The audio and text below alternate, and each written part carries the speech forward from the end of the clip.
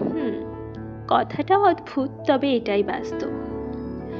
কিছু মানুষ এতটাই ব্যস্ত নিজেকে নিয়ে বা নিজের কর্মক্ষেত্র নিয়ে যে সে সঙ্গে থাকলেও সঙ্গহীনতায় একাকিত্বে ভোগে তার বিপরীত দিকের মানুষটি। এভাবে কিছু মানুষ একা থেকে যায়, একা থাকতে শিখে যায়।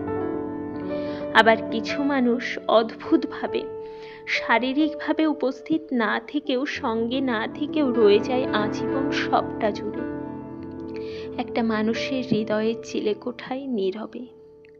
হয়তো কখনো তার হাজারো বারণ উপেক্ষা করে, আবার কখনো বা তারই অজান্তে সে সবটা হয়ে ওঠে কারোর জীবনে। তাকে পাবো না জেনেও চাওয়া হয় তাকে ভোরের প্রথম প্রার্থনা থেকে রাতের শেষ প্রার্থনা পর্যন্ত। তাকেই চাওয়া হয়। ঘুম ঘুম চোখে দিনের শুরুতে আয়নায় দেখা প্রথম প্রতিবিম্বেই হোক বা চাপা অভিমান